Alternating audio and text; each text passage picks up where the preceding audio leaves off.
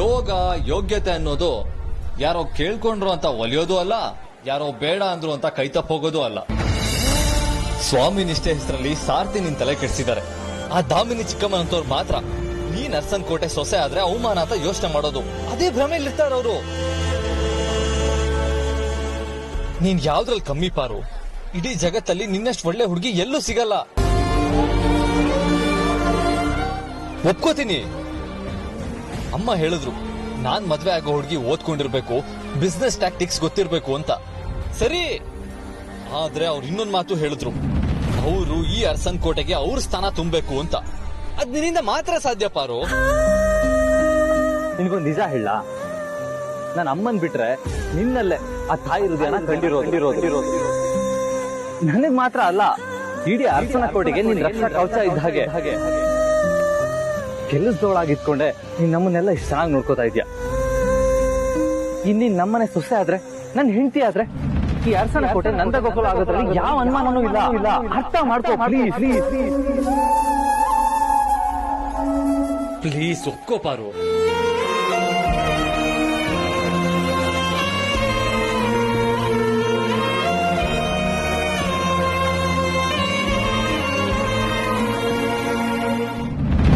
ಈ ಪಂಡ್ರಾಪುರ ಪಾರ್ವತಿ ಅದ್ ಎಲ್ಲಿ ಹೋಗ್ತಾಳೋ ಮಾಡ್ತೀನಿ ಮತ್ತೆ ಅವಳಿಗೆ. ಫ್ರೆಂಡ್ಸ್ ಬನ್ನಿ ಇಲ್ಲಿ. ಅಲ್ಲ ಫ್ರೆಂಡ್ಸ್, ನನಗೆ ಈ ಸಿಂಡ್ರಲ್ಲ ಕಾಯಿಲೆ ಅನ್ನೋದು ಮೆಟ್ಕೊಳ್ತು ಯಾರು ನನಗೆ ಮರ್ಯಾದೆನೆ ಕೊಡ್ತಿರ್ಲಿಲ್ಲ. ಈಗ ಯಾರು ನನ್ನ ಸರಿಯಾಗಿ ಮಾತು ಆಡಿಸ್ತಾ ಇಲ್ಲ. ನೀವು ಹಂಗೆ ಮಾಡ್ಬಿಟ್ರೆ ಹೆಂಗೆ ಫ್ರೆಂಡ್ಸ್? ನನ್ ಮಾತು ಕೇಳೋಕೆ ಅಂತ ಇರೋದು ನೀವೊಬ್ರೆ ಅಲ್ವಾ? ಅವಾಗ ಆ ಪಂಡ್ರಾಪುರ ಪಾರ್ವತಿ ಮಾತ್ ಕೇಳ್ತಾ ಇದ್ದೀನಿ ಅನ್ನೋ ತರ ಡೌ ಕಚ್ತಾಳೆ. ಈಗ ನೋಡಿ, ಮದ್ವೆ ಸೀಸನ್ ಅಲ್ಲಿ ಅವಳೆಲ್ಲೂ ಕಾಣಿಸ್ತಾನೇ ಇಲ್ಲ. ನನ್ ಸೀರೆಗೆ ಫಾಲ್ಸ್ ಆಗ್ಬೇಕು, ಜಿಗ್ಜಾಗ್ ಆಗ್ಬೇಕು. ಎಲ್ಲ ಹೋದ್ಲಿ ಇವಳು? ನೀವೇನಾದ್ರೂ ನೋಡಿದ್ರ ಫ್ರೆಂಡ್ಸ್? ದಾಮು, ಇಲ್ಲಿ ಒಬ್ಳೆ ನಿಂತ್ಕೊಂಡು ಯಾರ ಹತ್ರ ಮಾತಾಡ್ತಿದ್ಯಾ? ನಾನು ಯಾರ ಹತ್ರ ಆದ್ರೂ ಮಾತಾಡ್ತೀನಿ, ನಿಮ್ಗೇನು? ಬಂದ್ ವಿಷಯ ಹೇಳಿ. ಆದಿತ್ಯ ನೋಡಿದ್ಯಾ? ಎಲ್ಲೂ ಕಾಣ್ತಾ ಇಲ್ಲ. ಆದಿತ್ಯನು ಕಾಣಿಸ್ತಾ ಇಲ್ವಾ? ಹೂ ಕಣೆ, ಅದಕ್ಕಾಕೆ ಎದೆ ಹೊಡ್ಕೊಳಕ್ ಗಾಬರಿ ಆಗ್ತಾ ಇದೀಯಾ? ಇನ್ಯಾರು ಕಾಣ್ತಾ ಇಲ್ಲ? ನಮ್ ಮನೆ ಕೆಲಸದೋಳ್ ಪಾರ್ವತಿನೂ ಕಾಣಿಸ್ತಾ ಇಲ್ಲ. ಹಾಗಾದ್ರೆ ಆದಿತ್ಯ ಪಾರ್ವತಿ ಇಬ್ರು ಓಡೋಗ್ಬಿಟ್ಟಿದ್ದಾರೆ ಕಣ್ರಿ. ಫ್ರೆಂಡ್ಸ್, ಸ್ಫೋಟಕ ಸುದ್ದಿ. ಇಡೀ ಅರಸನ್ ಕೋಟೆನೆ ಬೆಚ್ಚಿ ಬೀಳುವಂತ ಬ್ರೇಕಿಂಗ್ ನ್ಯೂಸ್. ಮದುಮಗ ಅಂದ್ರೆ ನಮ್ಮ ಅಖಿಲಾಂಡೇಶ್ವರಿ ಅಕ್ಕನ ಮುದ್ದಿನ ಮಗ, ನಮ್ಮ ಮನೆಯಲ್ಲಿ ಮಗಳ ತರ ಇದ್ದು ಡೌ ಕಚ್ಚಿದ ಮನೆ ಕೆಲಸದೋಳು ಪಾರ್ವತಿ ಇಬ್ರು ಎಸ್ಕೇಪ್ ಆಗ್ಬಿಟ್ಟಿದ್ದಾರೆ. ನನ್ ಗಂಡ ಮೋಹನ್, ಆದಿತ್ಯ ಮತ್ತೆ ಪಾರ್ವತಿ ಖಂಡಿತ ಎಸ್ಕೇಪ್ ಆಗ್ಬಿಟ್ಟಿದ್ದಾರೆ ಕಣ್ರಿ. ಏನಾಗಿದೆ ನಿನ್ಗೆ? ಏನ್ ಮೆಟ್ಕೊಂಡಿದೆ? ನೀವು ಬಿಡ್ರಿ ಪಾಪದವ್ರು, ನಿಮ್ಗೇನು ಗೊತ್ತಾಗಲ್ಲ. ಆದ್ರೆ ನಾನ್ ಇಂಥ ವಿಷಯದಲ್ಲೆಲ್ಲ ಸಿಕ್ಕಾಪಟ್ಟೆ ಖತರ್ನಾಕು. ಎಲ್ರದ್ದು ಉಸಿರು ಒಳ್ಳಿ ಬುದ್ಧಿನ ಹಂಗೆ ಕ್ಯಾಚ್ ಹಾಕೊಂಡ್ಬಿಡ್ತೀನಿ. ನಮ್ಮ ಆದಿನೂ ಕಾಣಿಸ್ತಾ ಇಲ್ಲ, ಆ ಕೆಲಸದೊಳ್ ಪಾರ್ವತಿನೂ ಕಾಣಿಸ್ತಾ ಇಲ್ಲ.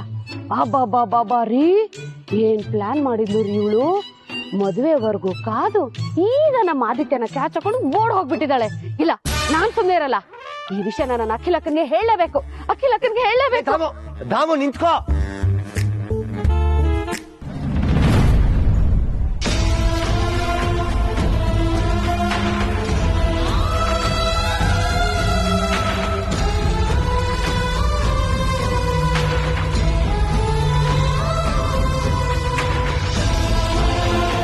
ಕೈ ಹಿಡಿದು ಬಾಳುದಕ್ಕೂ ನಿನ್ ಜೊತೆ ಬಾಳ್ಬೇಕು ಅಂತ ಆಸೆ ಹೊತ್ಕೊಂಡು ನಿಂತಿದ್ದೀನಿ.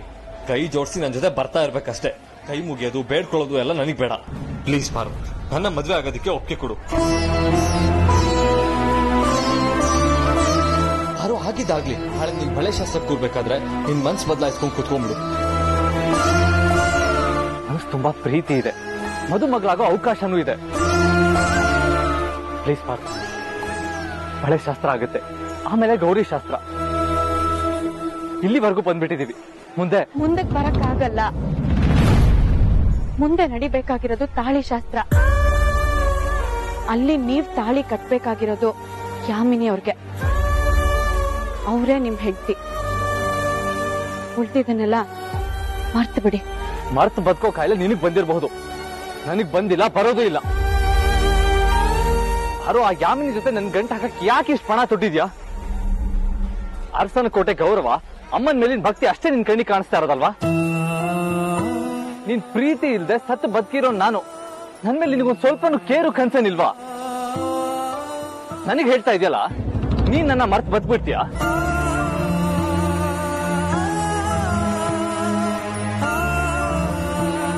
ಮರ್ತ್ ಬಿಡ್ತೀಯಾ? ಇರ್ತೀನಿ ಅಂತ ಹೇಳಿದ್ರೆ ತಲೆ ಬುಡ ಹೊಡೆದಾಕ್ಬಿಡ್ತೀನಿ.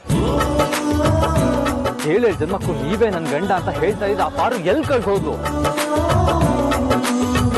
ಪಾರು, ಹೇಳ್ತಾ ಇದ್ದೀನಿ, ನಾನ್ ನಗ್ನಗ್ತಾ ಬದುಕ್ತೀನಿ ಅಂದ್ರೆ ಅದು ನಿನ್ ಜೊತೆ ಮಾತ್ರ. ನೀನ್ ನನ್ನ ಜೀವನದಲ್ಲಿದ್ರೆ ಈ ಹಾರ್ಟ್ ನಗ್ತಾ ಇರುತ್ತೆ.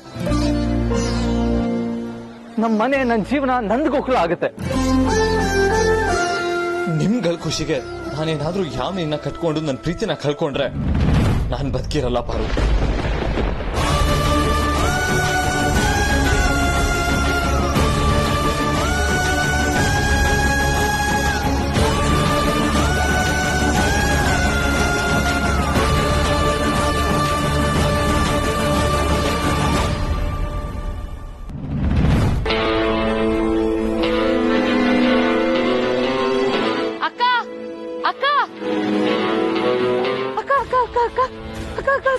ಸಮಾಧಾನ ಸಮಾಧಾನ. ನಾನ್ ನಿನ್ ಕಣ್ಣೆದುರುಗಡೆನೆ ಇದ್ದೀನಿ ತಾನೆ, ಮತ್ಯಾಕ್ ಹಾಕಿ ಕೂಗ್ತಾ ಇದೀಯಾ? ಇದು ಕೂಗಿ ಹೇಳುವಂತ ವಿಷಯನೇ ಅಕ್ಕ. ಪಾರ್ವತಿ ಮತ್ತೆ ಆದಿತ್ಯ ಇಬ್ರು ಓಡ್ ಹೋಗ್ಬಿಟ್ಟಿದಾರಕ್ಕ.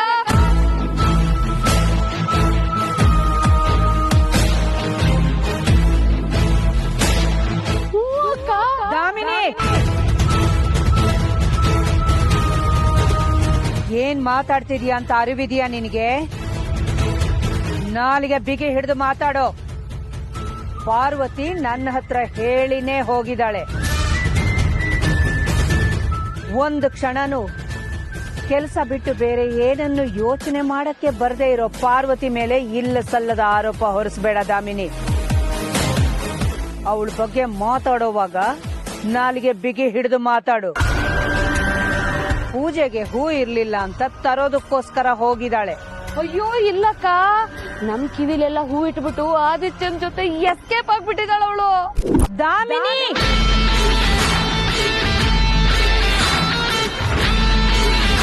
ದಾಮಿನಿ, ಬಾಯ್ಗೆ ಬಂದ ಹಾಗೆಲ್ಲ ಮಾತಾಡ್ಬೇಡ. ಅವರಿಬ್ರು ಹೋಗಿದ್ದನ್ನ ನೀನ್ ನೋಡಿದ್ಯಾ? ಅಯ್ಯೋ ಹಂಗಲ್ಲ ಅಕ್ಕ, ಹರ್ಷದ್ ಬೈ ಹೊರಗಡೆ ಎಲ್ಲೂ ಓಡಾಡ್ಬಾರ್ದು ಅಂತ ನೀವೇ ಹೇಳಿದ್ರಿ ತಾನೆ. ಅವರಿಬ್ರು ಎಲ್ಲೂ ಹೋಗಿಲ್ಲ ಅಂದ್ರೆ ಆದಿ ರೂಮಲ್ಲಿ ಇರ್ಬೇಕು ತಾನೆ. ಅವನ ಅಲ್ಲೂ ಇಲ್ಲ ಅಕ್ಕ. ಲೇ ದಾಮು, ಯಾರು ಇಲ್ಲ ಅಂತ ಹೇಳಿದ್ದು? ಅದೇ ರೂಮಲ್ಲೇ ಇದ್ದಾನೆ. ನಾನು ಇವಾಗ ತಾನೆ ಅವ್ನು ಮಾತಾಡ್ಸ್ಕೊಂಡು ಬರ್ತಿದ್ದೀನಿ.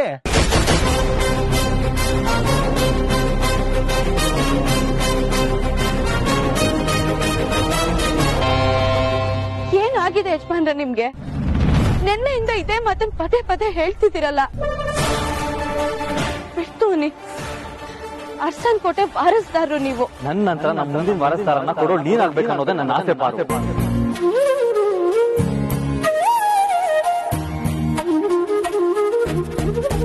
ನಿಮಗ್ ಎಷ್ಟು ಸಲ ಹೇಳಿ ಯಜಮಾನ್ರೆ, ಮನೆ ಯಜಮಾನನ್ನ ಮನೆ ಕೆಲಸದವಳು ಮದ್ವೆ ಆಗ್ಬಾರ್ದು.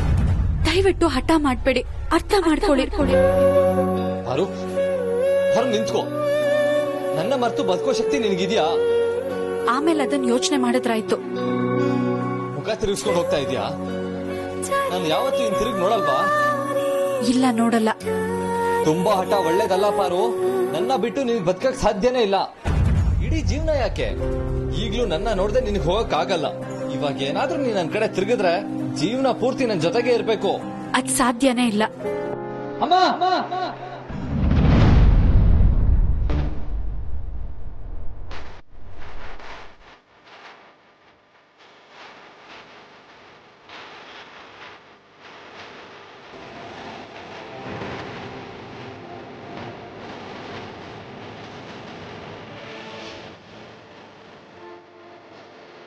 ಹಿಂದೆ ತಿರುಗಿದೆ ತಾನೆ. ಲಬಕ್ ಅಂತ ಈ ರೋಸನ್ನ ಉಳ್ಕೊಂಡ್ಬಿಡು. ಜೀವನ ಪೂರ್ತಿ ಮಲ್ಲಿಗೆ ಹೂ ತಗೊಂಡ್ ಬರೋ ಇನ್ನೋಸೆಂಟ್ ಗಂಡನಾಗಿರ್ತೀನಿ. ನಡಿ ನಡಿ ಪಾರು, ಸೋತೋದೆ ನೀನು.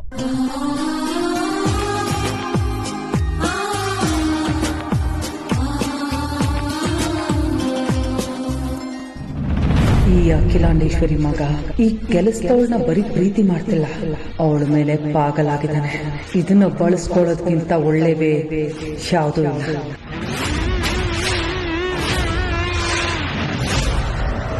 ರೀ ನನ್ ಗಂಡ ಮೋಹನ್, ಇವಾಗ ತಾನೆ ಆದಿತ್ಯನೇ ಹುಡುಕ್ತಾ ಇದ್ದೀನಿ, ಅವನೆಲ್ಲೂ ಸಿಗ್ತಾಯಿಲ್ಲ ಅಂತ ನೀವೇ ತಾನೇ ಹೇಳಿದ್ದು. ನಾನಾ ಆದಿ ಸಿಗ್ಲಿಲ್ಲ ಅನ್ನ ಲೇ, ಅದನ್ನ ಹೇಳೋದಕ್ ನೀನೇ ನಂಗೆ ಸಿಗ್ಲಿಲ್ವಲ್ಲೇ? ಯಾವಾಗ ಹೇಳ್ದೆ? ರೀ ದಯವಿಟ್ಟು ಅಕ್ಕನ ಮುಂದೆ ಸುಳ್ಳು ಹೇಳ್ಬೇಡ್ರಿ. ಈಗ ತಾನೆ ಅಲ್ಲಿ ನೀವೇ ತಾನೇ ಹೇಳಿದ್ದು. ಸರಿ ಹೋಯ್ತು. ಆ ನಿನ್ ಸುಡ್ಗಾಡ್ ಸಿಂಡ್ರಲ ಕಾಯಿಲೆಯಿಂದ ಅದ್ ಯಾರನ್ನ ಎಲ್ಲ ಕಳಿಸ್ತೀಯೋ, ಯಾರನ್ನ ಎಲ್ಲೆಲ್ಲಿ ಊಹಿಸ್ಕೋತೀಯೋ ಒಂದು ಗೊತ್ತಾಗಲ್ಲಮ್ಮ. ಹಂಗೆಲ್ಲ ಏನು ಇಲ್ಲ ಅಕ್ಕ, ಇವ್ರ ಮಾತನ್ನ ನಂಬೇಡಿ. ಬೇಕಾದ್ರೆ ನನ್ ಜೊತೆ ಆದಿ ರೂಮಿಗೆ ಬನ್ನಿ. ಚಿಕ್ಕಮ್ಮ, ಅಕ್ಕ ಅಷ್ಟೊಂದು ಸ್ಪೀಡ್ ಆಗಿ ಎಲ್ಲಿಗೆ ಹೋಗ್ತಾ ಇದೀರಾ? ಅಯ್ಯೋ ಅದೆಲ್ಲ ಇರ್ಲಪ್ಪ, ನೀನ್ ಎಲ್ಲಿಂದ ಬರ್ತಿದ್ಯಾ ಅದನ್ನ ಹೇಳು ಫಸ್ಟ್.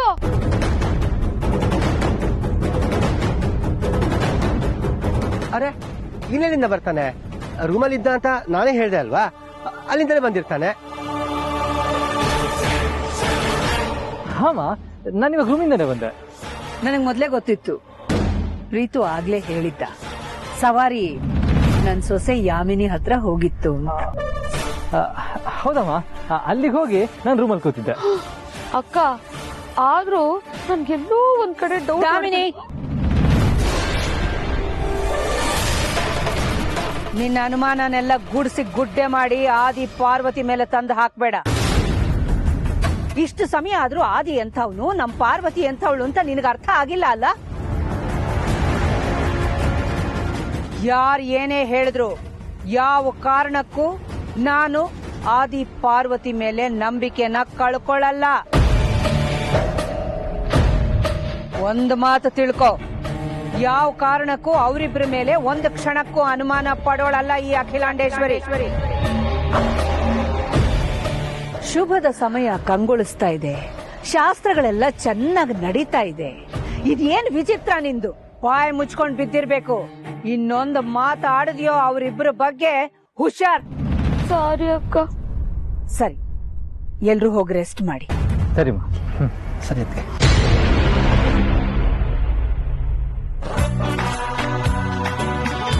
ಆದಿ ಏನೋ ಬಂದ ಸರಿ, ಈ ಪಾರ್ವತಿ ಎಲ್ಲಿ ಹೋದ್ಲು?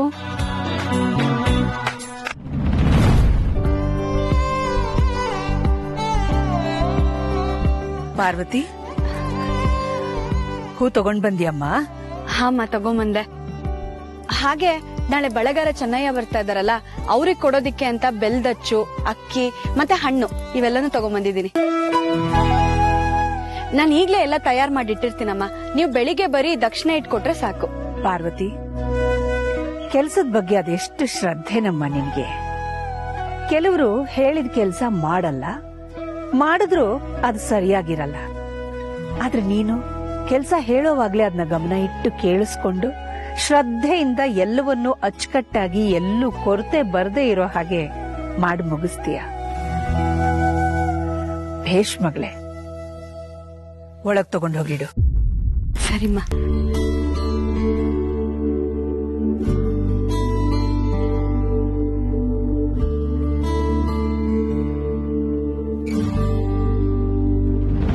ನೀವಿಬ್ರು ತಕ್ಷಣ ಆಚೆ ಇರೋ ಅರಳಿ ಕಟ್ಟೆ ಹತ್ರ ಬನ್ನಿ.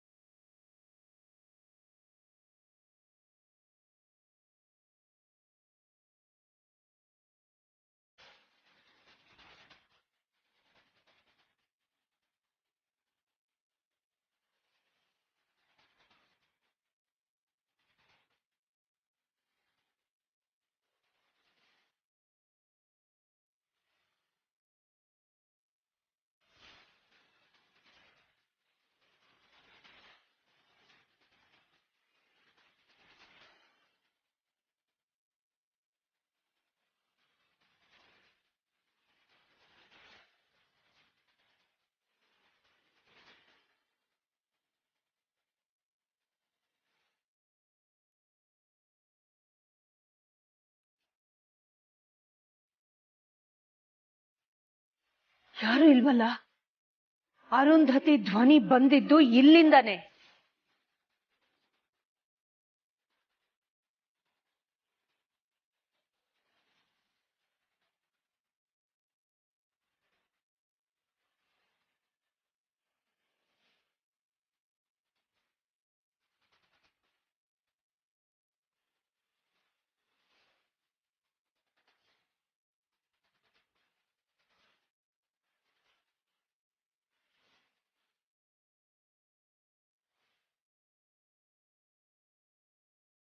ಅಖಿಲ,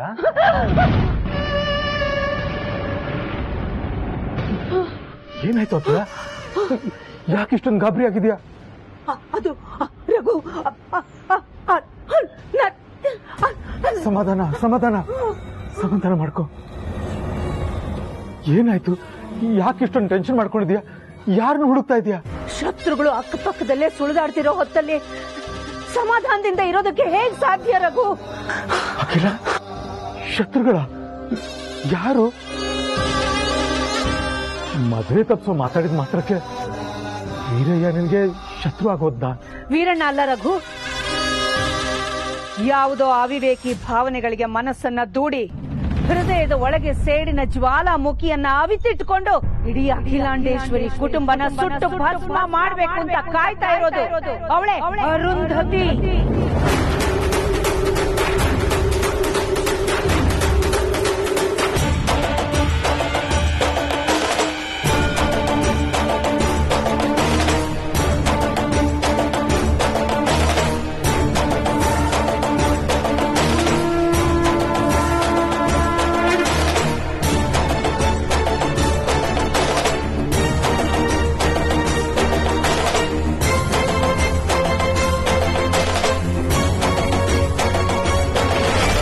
ಏನ್ ಹೇಳ್ತಿದ್ಯಾ ಅಖಿಲ?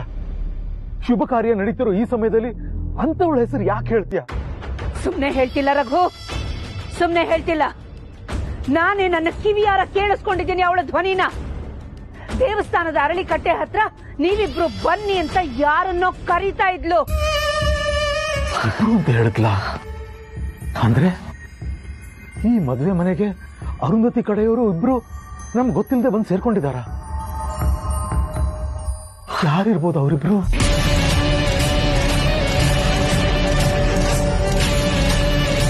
ಅಖಿಲ ಅನ್ಕೊಂಡಿರೋ ಯಾಮಿನಿನೇ ಬೇರೆ, ಅವ್ರು ನಿಜವಾಗ್ಲೂ ಇರೋದು ಬೇರೆ ತರಾನೇ ಅಂತ ನನಗೆ ಅನುಮಾನ ಬರ್ತಾ ಇದೆ. ಯಾರ ಗಮನಕ್ಕೂ ತರದೆ ಆ ಲೆಟರ್ನ ಸುಟ್ಟಾಕುವಂತ ಅವಶ್ಯಕತೆ ಏನಿತ್ತು? ಅಖಿಲ, ನಿನ್ ದುಗುಡ ನನಗೆ ಅರ್ಥ ಆಗುತ್ತೆ. ನಮ್ಮ ಸರ್ವನಾಶನೇ ಅವಳು ಸಂತೋಷ ಅಂತ ಹೇಳ್ಕೊಂಡು ಓಡಾಡ್ತಿದ್ದವಳು ಈ ಮದುವೆ ಮನೆಗೆ ಬಂದಿರಬಹುದು. ರಘು, ನಮ್ಮನ್ನ ನಾಶ ಮಾಡಬೇಕು ಅನ್ನೋ ಹುಂಬತನದಲ್ಲಿ ಹೆತ್ತ ಮಗಳು ಅನುಷ್ಕಾನ್ನೇ ಕಳ್ಕೊಂಡೋಳು ಅವಳು.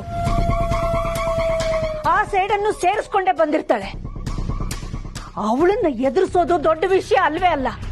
ಆದ್ರೆ ನೂರಾರು ವಿಘ್ನಗಳನ್ನ ನಿವಾರಿಸಿಕೊಂಡು ಮಗನ ಮದುವೆ ಮಾಡಬೇಕು ಅಂತ ನಾವು ಬಂದಿದೀವಿ.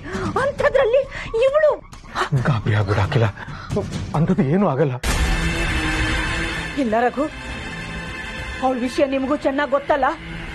ಅವಳನ್ನ ಹಗುರವಾಗಿ ತಗೊಳ್ಳೋದಕ್ಕೆ ಸಾಧ್ಯನೇ ಇಲ್ಲ. ಏನಂದ್ಲು ಅವಳು? ದೇವಸ್ಥಾನದ ಅರಳಿಕಟ್ಟೆ ಹತ್ರ ಬನ್ನಿ ಅಂತ ಯಾರನ್ನೋ ಕರೆದ್ಲಲ್ಲ, ನಾವು ಹೋಗಿ ನೋಡೋಣ. ಬನ್ನಿ.